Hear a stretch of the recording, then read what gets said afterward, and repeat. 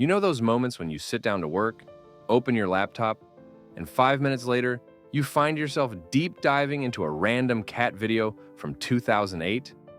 We've all been there. But here's the scary part. Your brain isn't trying to distract you, it's trying to protect you. Strange, right?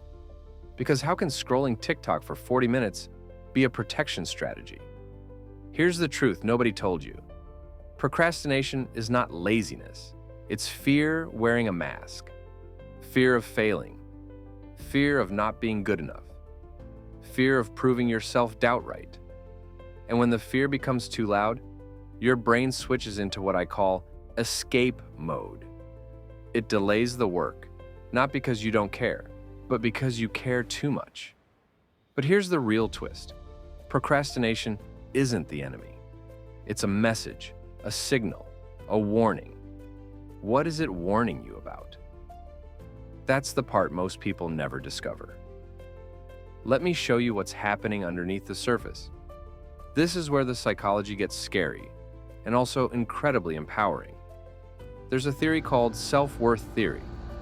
It says that when your identity becomes tied to your performance, every task becomes a test of your intelligence, your discipline, and your value. So your brain creates a strategy. Delay the work. Protect your ego. Save your identity. Because if you start late and fail, you can blame the delay, not yourself. And if you succeed, you feel like a genius. Imagine what I could have done with more time. It's a psychological trap that feels safe, but silently destroys your potential. Here's a question for you.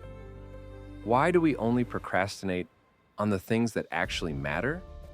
No one procrastinates brushing their teeth at 3 p.m. because you're not emotionally attached to your toothpaste. But your goals, your dreams, your future, those carry emotional weight. And that's where fear shows up. Fear of failure, fear of expectations, fear of disappointing yourself or others. So the real battle is not with the task. It's with the story you tell yourself about what the task means. But here's the good news. You can break this cycle, not by forcing discipline, but by mastering the psychology beneath it. If procrastination is fear, then the cure is clarity and control. Here's how you flip the script. First, name the fear. Ask yourself, what am I really afraid of right now? Failure? Judgment? Not being good enough? Awareness kills the fear's power. Second, break the task into tiny wins. Your brain loves small victories. Start with 5 minutes. 5 minutes is a psychological cheat code. The moment you start, resistance dies. Third, separate your work from your worth. Repeat this. My performance is not my identity. The task does not define me. My effort does. Fourth, create urgency, the healthy kind. Visualize the cost of inaction. Not the pain of doing the work, but the pain of avoiding it. Lost potential. Lost opportunities. Lost time. The one thing you never get back. That's the urgency successful people live with.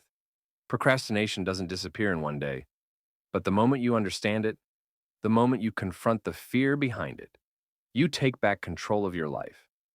So here's the final question. If procrastination is fear, then what would your life look like if you finally stopped running from the things that scare you?